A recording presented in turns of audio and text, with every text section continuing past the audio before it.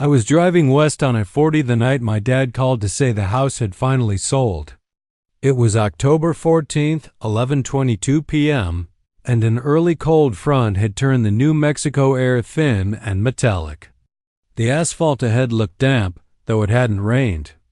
I'd been nursing a coffee from a gas station that smelled like mop water and burnt sugar. The radio drifted between station snatches of talk radio, a country chorus, static. When the rest area 1 mile sign flashed in my headlights, I decided to pull in and stretch my legs before the long empty haul to Gallup. The lot was bigger than I expected, like a concrete lake with lanes braided through it, but only one car sat near the far end, nose pointed at the desert. The lights in the shelter were on, but the glow felt weak and jaundiced, like someone had taped brown paper over the bulbs. Wind scraped at the low mesquite. The smell of creosote was strong, and underneath it, that faint, sweet scent you sometimes catch on old air filters. I parked under the tallest lamp and killed the engine. The quiet came down fast. I realized how loud the coffee cup had been crinkling in my hand when the sound stopped. Bathroom, stretch, back on the road. I told myself out loud, the way I do when I'm alone too long. The bathroom was a square concrete box with a metal door that moaned like a tired person when I pushed it. Someone had jammed a pebble under the hinge, as if to keep it from closing all the way. Inside, the fluorescent light hummed and flickered. It stuttered to an almost dark every few seconds, and the room smelled like chlorine and something sour. The mirror was gone, just an outline of old glue above the sinks. The stall doors were metal sheets with sharp, unfinished edges. One was closed. I didn't want to look under it. I picked the open stall and tried to keep my breathing normal. The first odd thing was the whisper. I thought it was the wind until I noticed it had syllables. I paused, listening.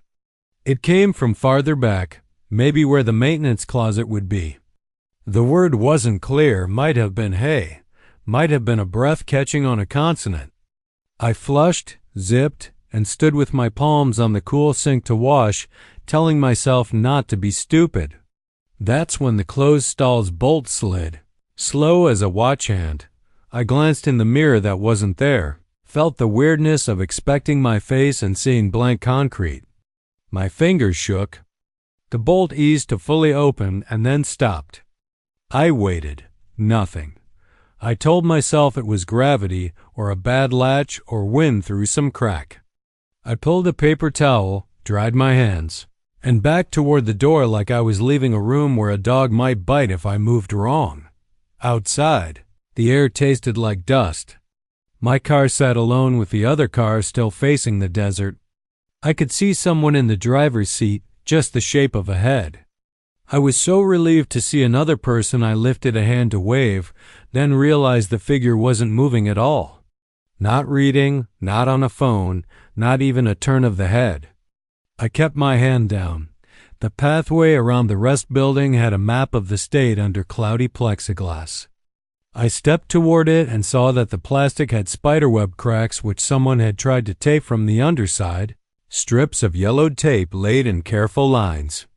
In the upper right corner, a little handwritten note in pencil said, "Don't stop here after midnight." Someone else had erased the after and written before. It made my stomach do a slow turn. Bathroom? A voice said, soft and breathy. I turned, heart jumping, and a girl about 10 stood at the edge of the light, hair in a messy ponytail, wearing a too-thin hoodie with a cartoon fox on it. "You okay?" I asked.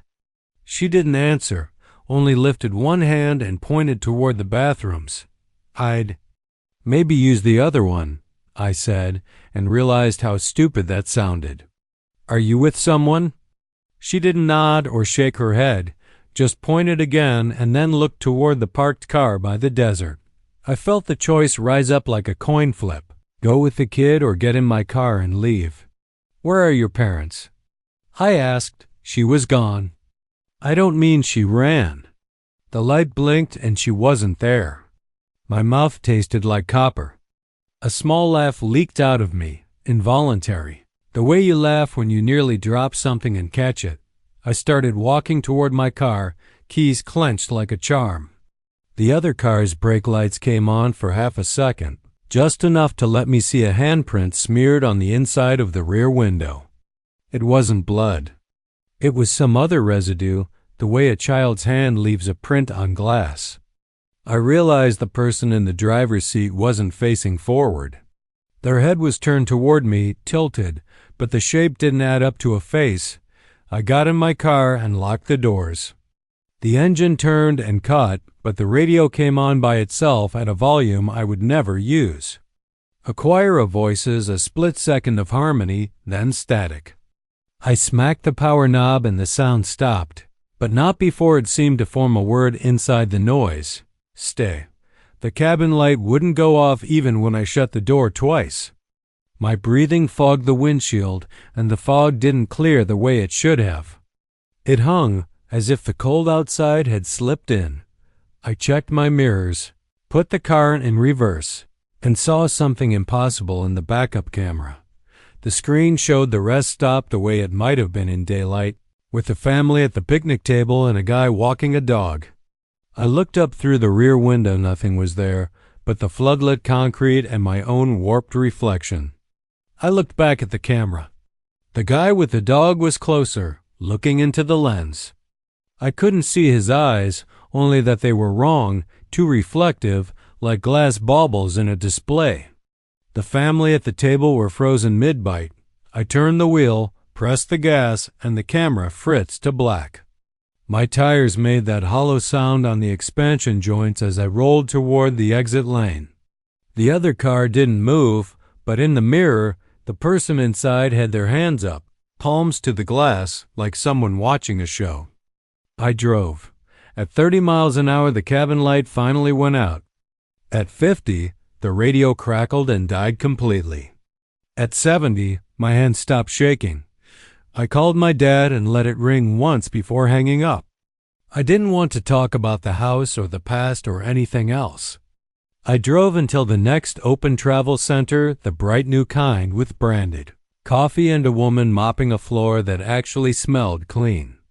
I stood there in the aisle with the jerky and the windshield wiper fluid and tried to slow my breathing. "Long night?" the cashier asked, friendly. "Yeah," I said. I stopped at that rest area down the road. She made a face. "We tell folks not to," she said. "Not safe?" I asked. "I don't know about that," she said. "It's just old." I nodded, as if that explained the whispering stall, the girl, the camera. I left with a new air freshener that smelled like vanilla plastic and drove on, telling myself the desert plays tricks. I never saw the note in pencil again, but sometimes, when I stop the car and the light takes a second to go out, I still hear the bolt sliding back patient, like it has all the time in the world. On March 3rd, just after 2 a.m., the fog rolled in over Route 33 like a tide that forgot how to stop. I was heading home from a double shift at the hospital, the kind that leaves your bones humming. The heater in my Civic fought the damp. My fingers hurt anyway. The rest stop appeared out of the gray as a shape first a low rectangle and a single light pole, then as a place I recognized from daytime trips. I pulled in because my eyelids had started to betray me, fluttering in a way that made the lane lines bend. The fog swallowed sound. Even the tick-tick of my cooling engine felt private. There were no other cars. The vending machine inside the shelter flickered and showed a perfect reflection of me that didn't quite sync with my movements, like a video call with a bad connection. I shook a packet of almonds out of the machine and a can of lemon soda, which sounded like summer but tasted like cleaning agent. There was a corkboard near the entrance, the kind with public notices. Most were bleached to ghosts by sun and time. One scrap of paper, though, was fresh.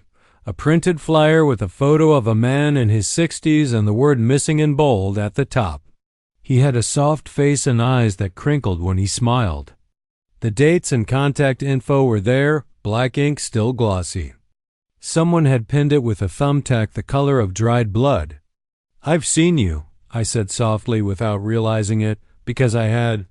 He'd been on the local news 2 nights earlier. Last seen at this rest stop around midnight. He'd gone out to stretch his legs while his wife dozed and never came back. I used the restroom, avoiding the mirror because I looked like someone I didn't want to meet. My scrub top smelled faintly like betadine and coffee. When I came back out, the flyer wasn't on the board anymore. I froze, then laughed at myself because I'd been on the board for a full minute. I could be misremembering. The flyer lay on the bench under the board instead, pinned neatly through the wood slat, as if someone had decided it belonged there. "Sorry," a voice said behind me, and I turned too fast, soda slopping cold over my knuckles. A man stood there, late 20s, beard coming in patchy, backpack slung over one shoulder. "Didn't mean to scare you," he said. "I thought I was alone," I said. "Me too," he said. He nodded at the flyer. "You saw that?" I nodded. "They say he just walked," the man said. Into the fog, his breath made small clouds. "I'm Owen," he added, as if that explained showing up without a sound. "Nina," I said. We sat on opposite ends of the bench like strangers on a train. The fog pushed and curled at the edge of the light. "You break down?" I asked. "Nah," he said. "Just needed to stand. Been driving a while." He looked at the vending machine and smiled. "Those peanut butter crackers are good if you're desperate." "I'm almonds desperate," I said. And he laughed, and something in my shoulders, UNKNOTTE, the quiet changed. Not louder, denser. As if the fog had filled the small spaces between sounds so that each one had to push through. Somewhere just outside the light, a shoe scuffed concrete. Owen and I looked toward it at the same time. "Hello?" he called. "Hey, we can't see you. You okay?" No answer. The scuff came again, 3 steps, stopping and then not moving again, like a person who suddenly isn't sure where to go. I stood, the soda can cold against my palm. "I'll just look," I said, and took 2 steps toward the edge of light. Owen said, "Don't," soft but firm enough that I paused. "People do tricky stuff," he said, nodding toward the fog, and he wasn't wrong. I'd seen what people do when they're hurt or desperate or mean. "Hello?" I tried, gentler. "We can call someone if you need." The steps resumed, slow, and a shape formed. A man in a light jacket, head tilted down, hands at his sides. For a second I thought he was missing his face because the fog kept erasing it. Then he lifted his head, and I recognized the missing man from the flyer. Not perfectly, his hair looked thinner, his cheeks a little hollower, but the soft face was the same. "Sir?" I said. He stopped just outside the radius of the light like a kid playing a game with a chalk circle. "You're—" "We saw your flyer," I said. "Your wife is looking for you." He blinked once, slow, and then his mouth moved in a way that took me a second to parse. He was mouthing a word without sound. I stepped closer, only 1 step, but it felt like crossing a threshold. "What?" I asked. His lips formed it again. "Don't." When he lifted his hand, I saw that his palm was dark with wet. I thought blood, but there was no smell. It was water or fog condensed to something heavier. "Don't what?" I asked, but Owen was already on his feet, hand on my sleeve like a brother. "Okay," he said softly, as if to the man. "We won't." The man's mouth slackened as if relieved, and then he turned his head toward the low building. His mouth made another word. Inside, he took a step backward and dissolved into the gray like he'd only been a hill of fog wearing a jacket. We went inside because doing the obvious wrong thing seemed worse than doing the counterintuitive right one. The door closed with a sound that echoed longer than the small space should allow. The air inside was warmed by a hidden radiator. The vending machine flickered again, showing me a hair behind, so my blink came late on the glass. "This is dumb," Owen whispered. "It is," I agreed, and was surprised to hear that I sounded calm. The light in the hallway to the bathrooms clicked off, then on, then off again, and stayed off. I didn't want to walk down there in the dark, so I didn't. I sat, because sitting seemed like the least threatening posture, and Owen sat too. We stared at the corkboard. For a moment it was empty. Then the flyer was there again, pinned with a dried blood tack, exactly where it had been. The photo man's eyes had a little glare on them this time. We both saw it and didn't say anything. "We should call 911, Owen said finally, and stood, but his phone had no bars. Mine didn't either. It wasn't the no-service triangle you get in mountains, just a blank where the indicator goes. As if the phone didn't understand what to show, we sat. The radiator clicked. The fog pressed its face to the glass like a bored kid. After what could have been 5 minutes or an hour, the sound changed again, thinning out, like the fog had finally remembered how to stop. I checked my phone.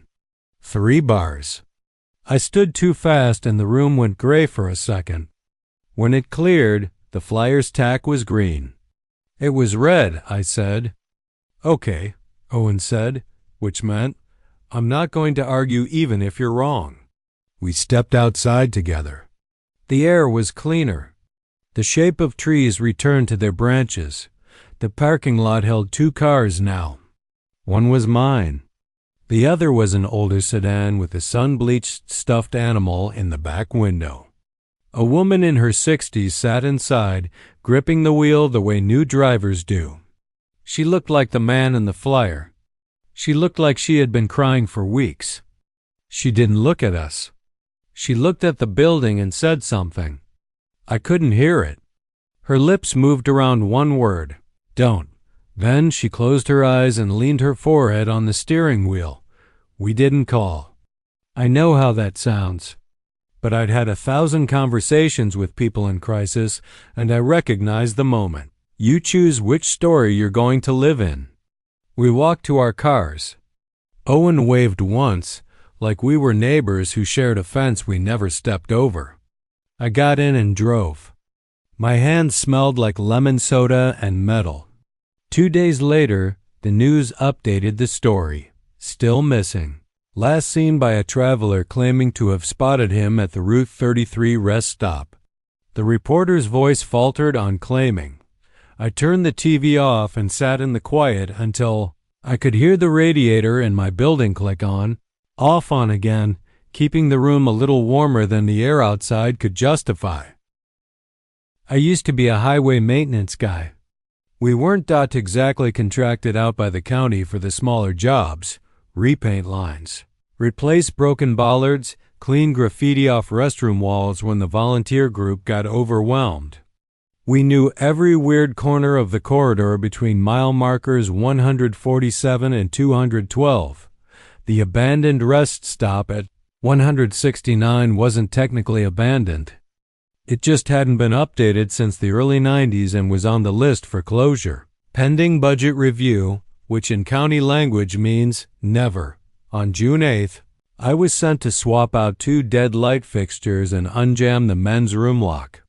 It was 5:30 a.m., cool for summer, low pink light coming up under a flat ceiling of cloud. I pulled the county van under the lamp that still worked and killed the engine. The building's stucco was pocked and stained like a smoker's tooth. Birds nested in the eaves, tiny cheeps echoing. I liked early calls. The quiet before people turned the day into noise. I carried my toolbox and a new cylinder for the lock. The door had been taped open with silver duct tape that had melted and resolidified so many times it had turned waxy. I cut it with my pocket knife. Inside, the smell of urinal cakes and old dust said nobody had cleaned in a while. A ring of something mineral had formed in the mop bucket. The lock cylinder came out easy. When I went to slide the new one in, it clicked and then stopped halfway, as if something inside the door objected. I took the faceplate off. The path was clear. I pushed again. The cylinder seated with a sound like a swallowed cough. That's when I noticed the writing. Not graffiti, not exactly. On the inside of the metal door, near the hinge where only a maintenance guy would look, someone had scratched 3 tally marks with something sharp. Below them, faint enough that I nearly missed it, was half a word, sta. I ran my thumb over it. The metal felt smooth, no burrs, no snag. I looked around the room, suddenly aware of how alone I was. I changed the first light fixture. The old ballast had leaked a clear, sticky fluid that clung to my fingers. I wiped it on a rag and told myself it was adhesive. The new fixture buzzed when I flipped the switch, then settled. The second fixture was in the hallway to the family restroom. The hallway walls had that institutional speckled paint meant to hide abuse. It never does. I climbed the ladder and started unscrewing the lens. A breath moved past my left ear. Not wind breath. I stopped. When you work alone in empty buildings at dawn, your mind supplies things. I've heard whole conversations in radiators. I didn't turn. I said, "Morning," the way you do when a person might be there. Quiet. I finished the screws and slid the lens free. The bulb inside the fixture had a faint handprint on it, like someone had reached up while it was hot and then regretted it. 5 ovals and a smear. I put the lens down and stared too long at my own hand to be sure the print wasn't mine. My palms were clean except for the ballast glue. I heard the outer door open and closed my eyes in relief. "Hello?" I called, and footsteps came down the hallway. A man's voice said, "Maintenance?" He sounded relieved too. I climbed down. He was in his 40s, thin, wearing a polo tucked into jeans, the kind of guy who always has a key clip and a multi-tool. "You open?" he asked. "Just fixing lights," I said. He nodded. "I left my wallet here last night," he said. "I think. If it's not here, I'll know I'm going crazy." He smiled a little, an attempt at lightness that just announced the fear behind it. "Where were you?" I asked. "Family restroom," he said. "My kid threw up." We cleaned up. I remember putting the wallet on the rail. He mimed the movement, hand placing an invisible rectangle. I don't police people's memories. I said, "We can look." He went ahead of me, and I saw his shoulders relax just being near another person. The family restroom door was propped with a wedge of wood that didn't belong there. The inside smelled faintly like lemon and bile. On the stainless steel changing table lay a wallet. "There," he said. He exhaled in a way that made me want to pat his back. He picked it up and opened it. His face did something complicated. "This isn't mine," he said. "Same brand. Same wear marks. Not my kid's photo." He held up the plastic window. Inside was a school portrait of a boy with a bowl cut I haven't seen since the 90s. The boy's eyes were a little too intense for a school photo. "Huh," I said, which is what you say when your brain needs a second to put its shoes on. He set the wallet back down and took a step away from it. A tiny sound came from the hallway, like a fingernail on metal. "My wife said not to come back here," he said, almost to himself. "She said the place made her feel like she was being watched by someone we didn't owe anything to." He laughed, a little jerk of sound. "We owe everybody something," I said, not meaning to say it out loud. He looked at me like he agreed and also didn single quotes we both heard it then. The sound of the outer door shutting and the tape we had cut pressing itself back into place. We went to look. A strip of fresh silver stretched across the door frame where there had been none. I touched it. It was warm. Not heated by the sun warm like it had body temperature. "Weird," I said. "Yeah," he said, and we both backed away the way you do from a sleeping animal you don't want to wake. "Do you mind if I—" He gestured at the bathroom. "I don't want to—" Anyway, he closed the door to the family restroom. I stood in the hallway and listened to him breathe. That's when I noticed the tally marks again, not on the metal door this time, but on the paint by the changing table. 3 thin scratches in a vertical line, as neat as a prison calendar. Below them, the same half word, sta. I put my thumb over it, as if you can hold meaning still like a bead on a string. Water ran. The toilet flushed. The door opened. The man's face had gone slack in a way I recognized from the hospital wing of my last job. The look of someone who has seen their own reflection not match what they felt inside. "There's another wallet," he said. On the back of the toilet, we both looked.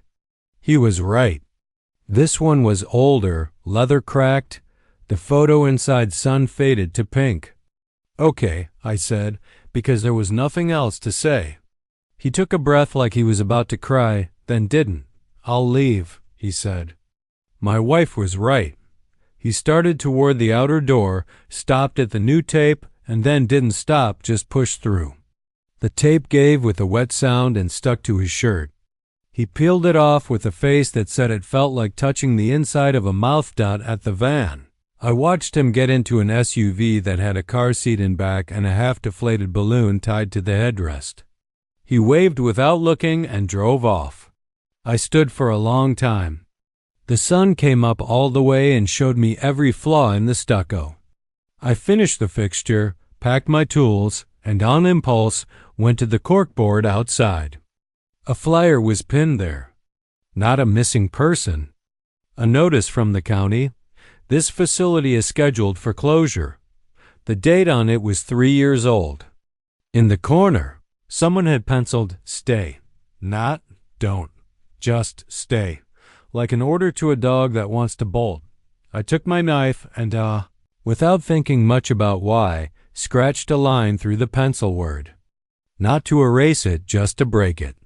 When the blade touched the cork, I smelled something like hot dust on a TV screen. In the men's room, the new lock clicked shut by itself.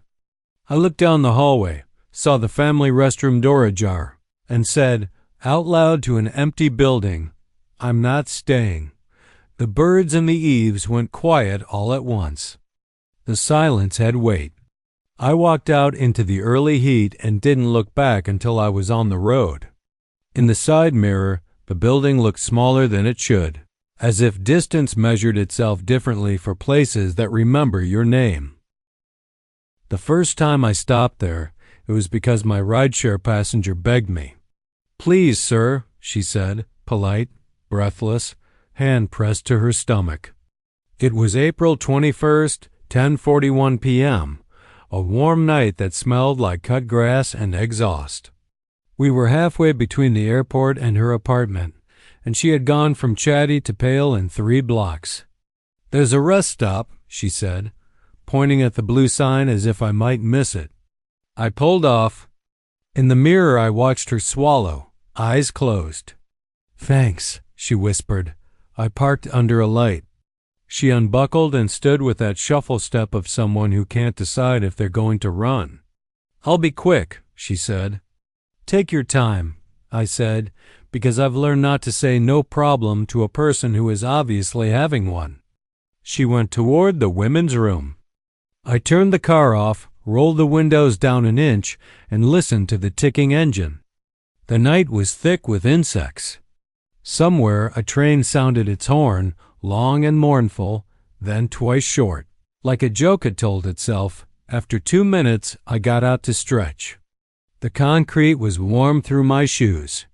A bug hit the light with a sound like a tiny stone.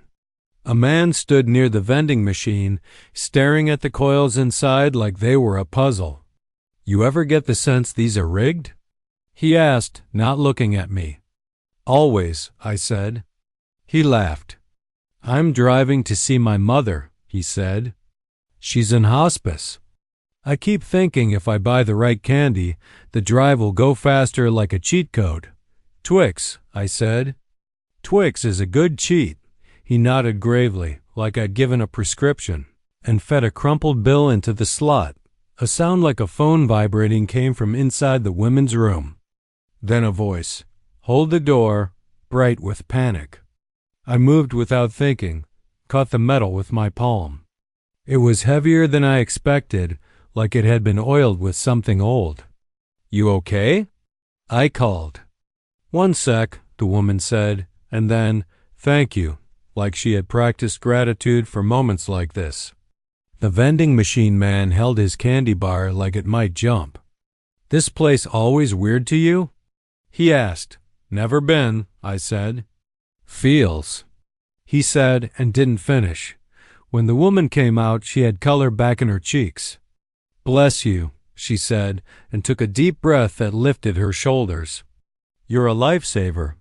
It's my job, I said, because I'm proud of it in a way people don't expect. We started toward the car. The vending guy said, have a good night, and turned to the board with the map. You too, I said. Halfway to the car, the woman stopped. I left my phone, she said, hand to her mouth. I can get it, I offered, because I was closer. No, she started, and my hand was already on the door.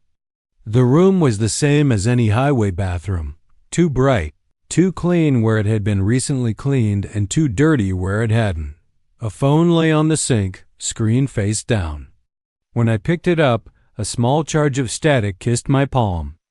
I turned it over to check for notifications and felt my throat tighten. The lock screen showed a photo of a little boy sitting on a picnic table at a rest stop. The bench was the same style as the one outside. The trees were the same shape. He had a haircut that said his mom still did it in the kitchen. The date stamp on the photo said April 21st, 10:41 p.m. The seconds counter ticked up as I watched it. 42, 43, 44, like the photo was being taken now. Like I was looking through the camera at my own present. I walked back out holding the phone like it might explode. Here, I said, and the woman took it with a relieved gasp. She glanced at the screen and didn't react. To her, it must have shown whatever she'd put there last, a plant, a sunset, a dog. Thank you, she said again. I nodded, felt stupid for how my heart was behaving, and opened her door. She got in. I walked around the car and sat, and when I looked at my rear view, the vending guy wasn't at the machine or the map or anywhere else. I hadn't heard a car leave. We pulled out. The night hugged the road. After a minute, the woman said, Can I tell you something without you thinking I'm crazy? I said yes because yes is cheaper than silence. I used to stop there with my dad, she said. He'd bring me here for ice cream from the machine that always ate his quarters. When I was little, I loved it. When I got older, I hated it. I told him it felt like the kind of place where time stacks up. She laughed once. No humor in it. He died last year, she said simply. I haven't been back since. I'm sorry, I said, meaning it. He was good, she said. He would have liked you holding the door. We drove the rest of the way with the radio low. When I pulled up to her apartment, she hesitated. Can you just wait till I'm inside? Of course, I said. She went up the walk, keys flashing in her hand, and disappeared into the pool of light at the entry. I watched the door shut. My phone buzzed with a ride request and then didn't. The app glitched, a bar moving back and forth like a mouth tasting air. I accepted the next ride and turned the car around. At the first red light, curiosity did what it does. I tapped my phone camera and scrolled.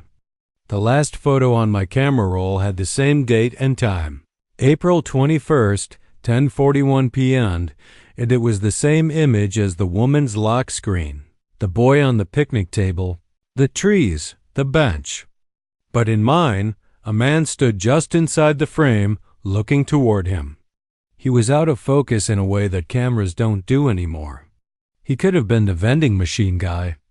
He could have been me. The boy was looking slightly off from the camera, smiling at someone or something to the right. Behind him, just far enough to register, a restroom door hung open. I zoomed in and the pixels arranged themselves into what the door said. Women. I zoomed again until the photo was grain. When I closed the image, the phone was hot in my hand. By the time I got home, the photo was gone. My camera roll ended with a picture of my dashboard taken by accident 2 days before. I went to bed and dreamed of holding a door that never stopped swinging. In the dream, I wasn't sure whether I was keeping something in or letting someone out. When I woke, my phone was cool and ordinary.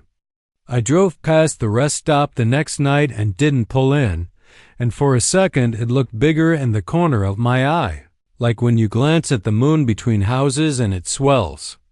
I think about the vending guy sometimes, the way he asked the question without finishing the sentence. It feels. It does.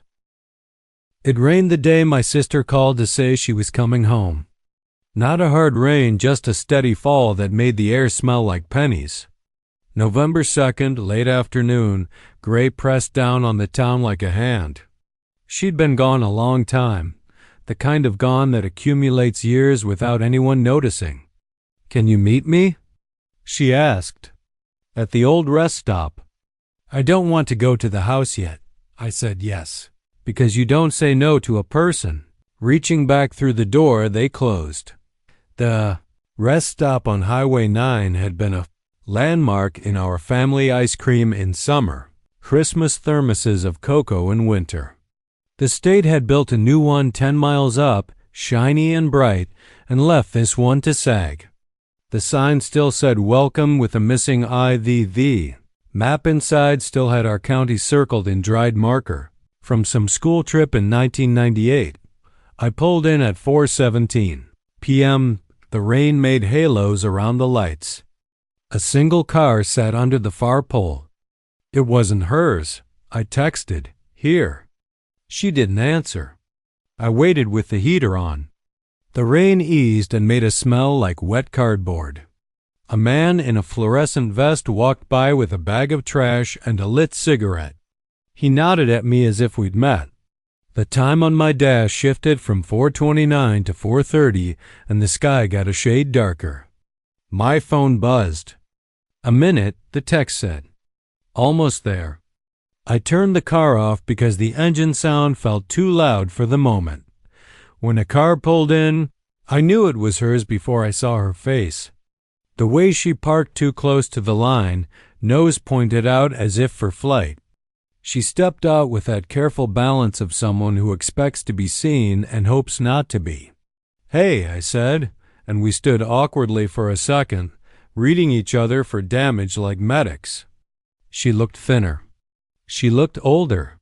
She looked like my sister if you put her behind glass for a few years.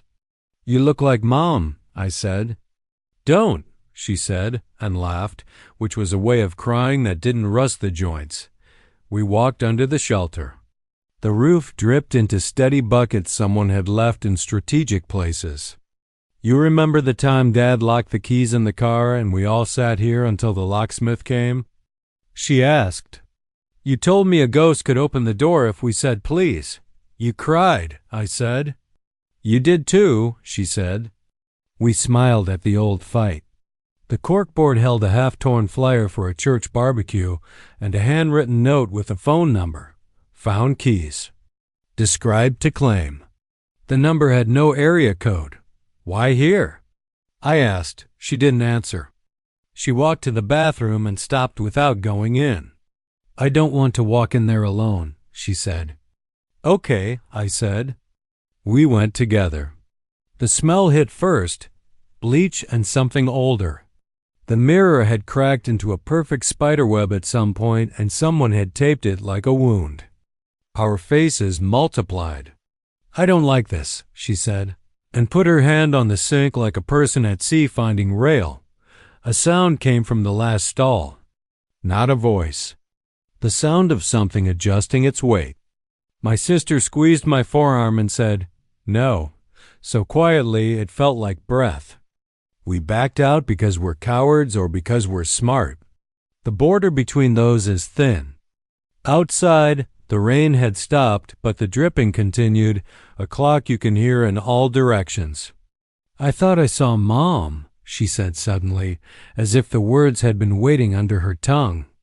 On the highway. In the rear view. She was sitting in the back seat. She looked at me to see if I'd play along. What did she do? I asked, because I had to pick a side. She looked out the window, my sister said, and her face did that thing when your heart misfires and the rest of you keeps going. Like she was bored. We sat on the bench. A wet leaf landed on my knee. The map behind the cloudy plastic showed a route with a red thread thumbtacked to 3 towns. Our town.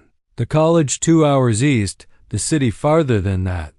Someone had written home at the first tack, home at the second, home at the third. None of them looked right next to the word. I left, my sister said. You did, I said. I got lost, she said. You did, I said. I thought if I came here. She started, and then the fluorescent light buzzed and the sound grew a layer, like a harmony under a melody, like a second machine turning on in the walls.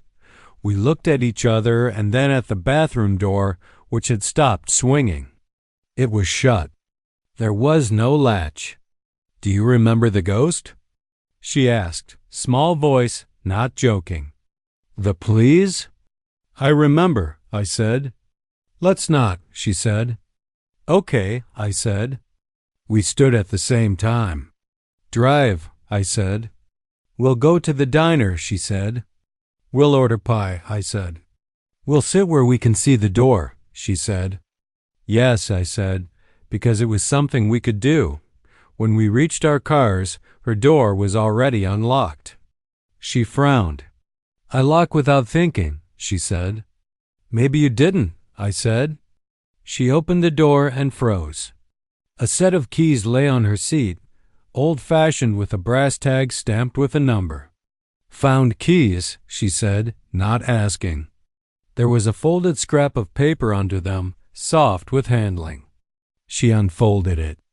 In the mess of fountain pen loops and ink bleed, a word stood out, stay. No, she said, and put the keys back exactly how she'd found them. She looked at me. I nodded. We got in our cars and left like a choreographed exit. A drill we'd practiced for a disaster we didn't name at the diner. The pie was too sweet. The waitress called us Hun. My sister watched the door and stirred her coffee without drinking it. When did you see Mom? I asked finally. Today, she said. Last week. Last month. When I was 6. When I was 23. When I was on the bus and it stopped for 10 minutes because a man wouldn't get off.